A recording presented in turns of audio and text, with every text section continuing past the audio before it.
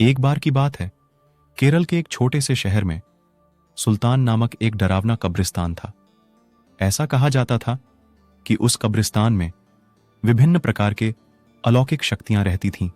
एक चांदनी रात को बिली, लूसी और रोहित, तीन दोस्त कब्रिस्तान के किनारे पर एकत्रित हुए।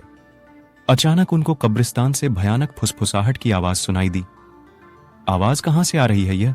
जैसे ही वे कब्रिस्तान में दाखिल हुए, हवा तेज चलने लगी। अचानक उन्होंने एक इंसान को एक मकबरे के पास टहलते हुए देखा। वो उदास और खोया हुआ दिखाई दिया।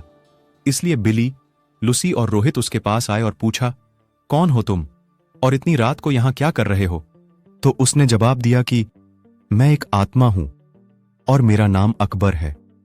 अकबर ने उन्हें उस भयानक अभिशाप, चुड़ैल जागती थी और कब्रिस्तान पर जादू करती थी और अकबर जैसी मासूम आत्माओं को अपने वश में कर लेती थी।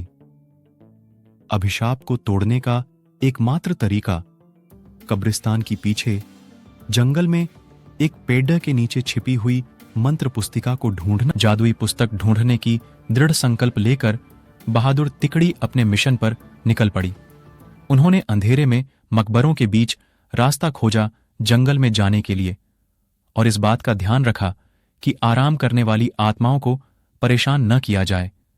रास्ते में उन्हें बोन्स नामक एक शरारती छोटे कंकाल का सामना करना पड़ा। वह कंकाल उन्हें एक पुराने आम के पेड़ के पास ले गईं और कहा, इस पेड़ डेडिएच के पत्ते सब अपने पास रख लो।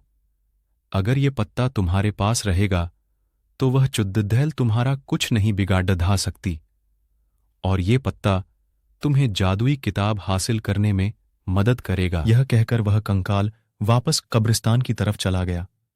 आम के पत्ते को अपने हाथ में लेकर तीन दोस्त जादुई किताब ढूंढने लगे।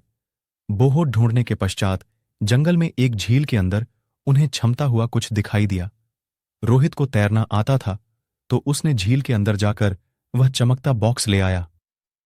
जैसे ही आम के पत्ते को वह चुड़ा जाग गई और गुस्से में दिखाई दी, लेकिन उसकी शक्ति धीरे धीरे कमजोर हो रही थी।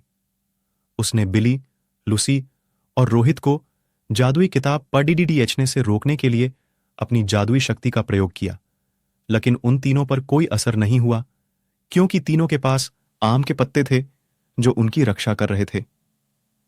धीरे धीरे चुद्दैल की सारी शक्ति खत्म हो गई और चुद्दैल भस्म हो। इस तरह बिली, लूसी और रोहित ने कब्रिस्तान में फंसी हुई आत्माओं को मुक्त किया और कब्रिस्तान में फिर से